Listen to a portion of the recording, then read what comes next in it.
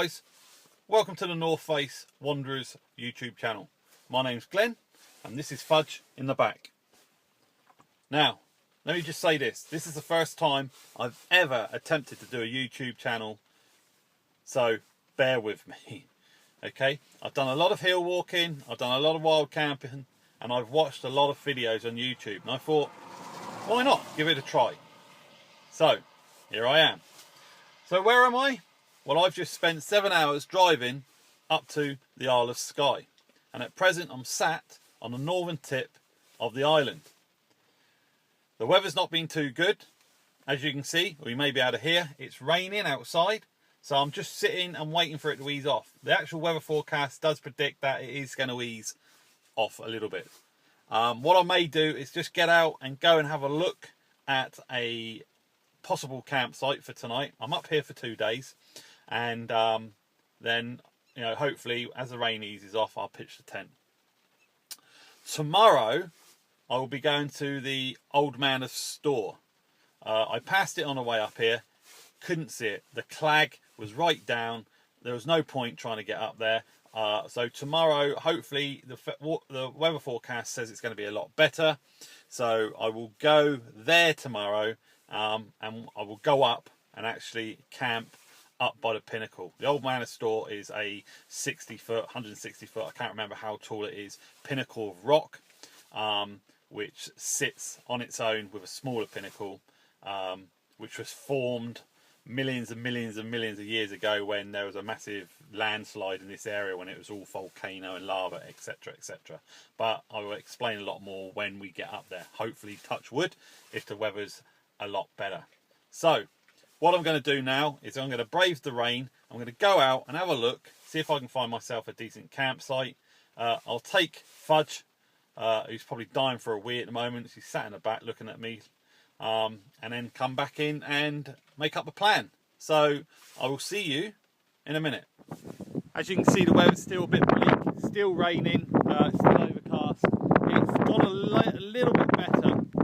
As you can see with the footage before, you can see the area that I'm in, right on the northern tip, and obviously the sea behind me was a couple of islands. The actual castle that you saw on the hill, I've had a quick look, and it's been fenced off because it's quite dangerous because it's right on the edge of the cliff, but apparently it belonged to the McDougalls of Skye, and that is as much as I know about them. Hopefully you can hear me over the wind noise. I have got my big camera with me, but the microphone is broken, so I'll probably just be using that for footage and shots as I go camping. But I'm still making up my mind of where I'm going to set up the tent tonight, so just bear with me and I'll get back to you as soon as I can. Okay then, back in the car. Wasn't too happy with that campsite. It's a little bit exposed, sitting on that flat ground, that pinnacle sitting out in the sea. So you know, if the weather does change tonight, then you know it's not going to be too good. So you know, if the wind gets up, then you know you're going to be really exposed. So what I'm going to do is drive along the coast a little bit more and just see if I can find something that's in the lee of the wind, something behind a rock face or a wall, something like that, which will give me a little bit of shelter. Like I said, hopefully this rain's gonna peter out, but you know what I mean, weathermen, can you believe them? But like I always say, time spent on a recce is seldom wasted. All right, always check your campsite if you can, check that it's got everything that you need, and then you won't have a problem. Touch wood. So onwards and upwards. I'm going to move off now and see if I can find something else a bit further around the coastline. Okay, so I'll see you soon.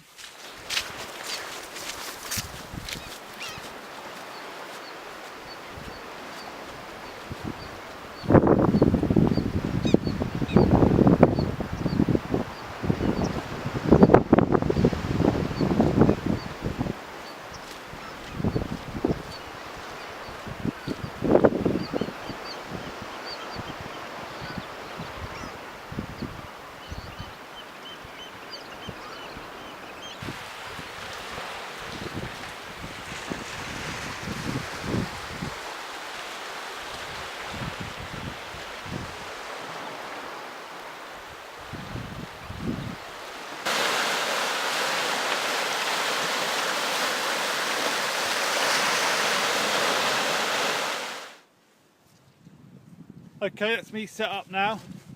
As you can see, the rain is just eased off, but I can feel it in the air, so it's probably going to be coming back in the next 10-15 minutes. As you can see, I'm using the Mirage 200. I used to have the Fango 2, but I prefer the Mirage 200 because obviously it gives me a bit more room when I'm staying with someone else over there and that dog moves around through the night. I've picked a nice secluded spot. I'm out of the wind with this. The only main thing I'd worry about is rockfall, but looking at that, it doesn't look like there's been any rockfall for quite a while, and I think I'm further enough away from it. But look at the view. You don't get that every day, do you? Out into the Irish Sea there, or the North Sea. I'll just take you to the edge. Hopefully I won't be sleepwalking. I think the only thing that will probably bother me tonight is probably if the sheep come round or the seabirds start making a noise, but I haven't seen many seabirds at that. There you go, there's a 360.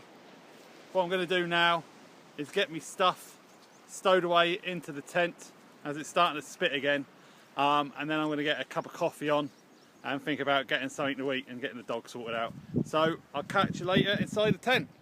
Right, hiya guys. I've sorted the dog out now. She's eaten, she's drank, she's sorted out, she's nice and warm. She's well, dried as much as she possibly can get. So I'm going to get me scoff on now. I don't normally take fancy stuff into the field with me. Normally just stuff like noodles, breakfast bars, porridge, etc. I'm not one of these fancy steak eaters, etc, etc. I just think it's more weight than anything. As long as it's nourishment, then that'll do for me. Stuff that you can eat on the go, like peanuts and chocolate, take that sort of stuff. Yeah, really, that's all I do. I mean, I cook on a jet boil.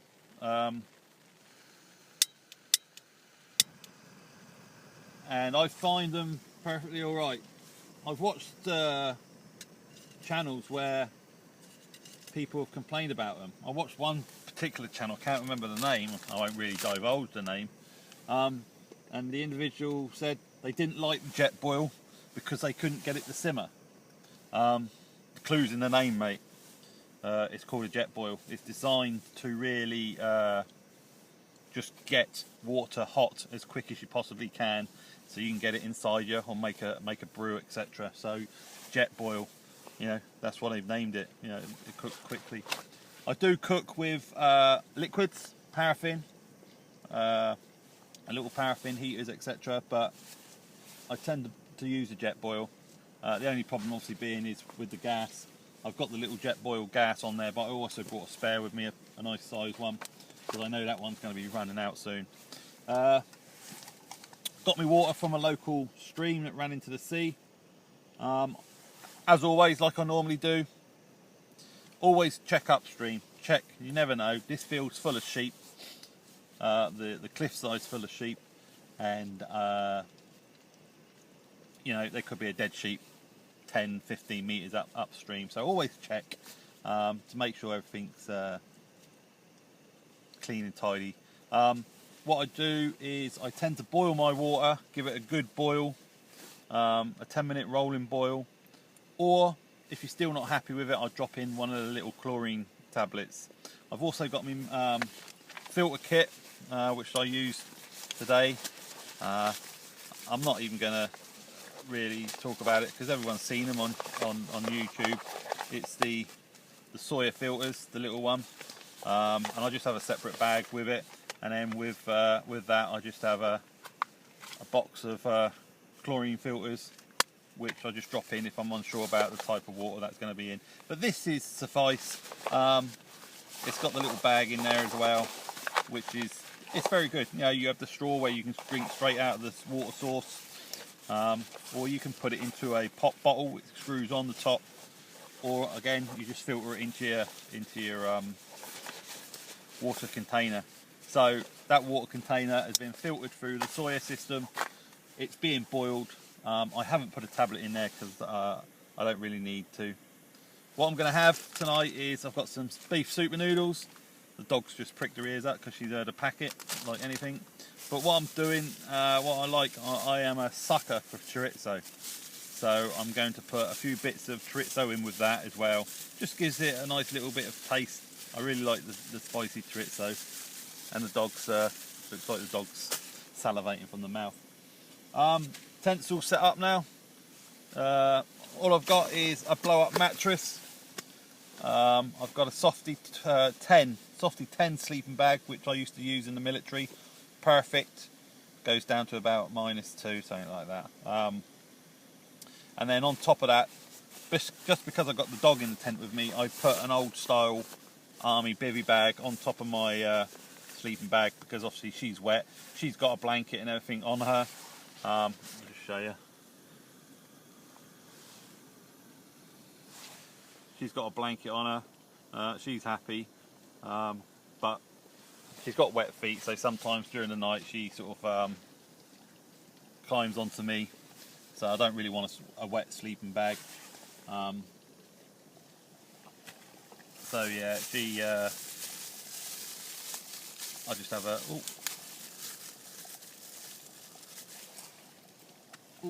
Missed that. Stick that in there first. I know it's boiling water and it's boiling chorizo, but the chorizo's full of oil as well, and that's what I want. I want the chorizo oil. And then I'll just get me noodles. Yeah, I'm probably teaching a lot of you to suck eggs, and then put the noodles in bit by bit. Sometimes I eat some of these noodles dry.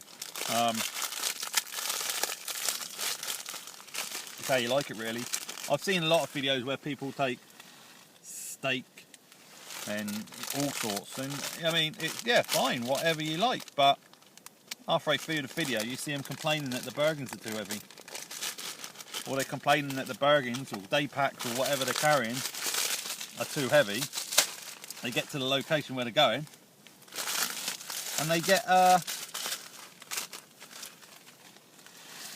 6 pints of cider out, 6 cans of cider. You know, if you're going to carry that much, then don't complain about the weight. However, I don't really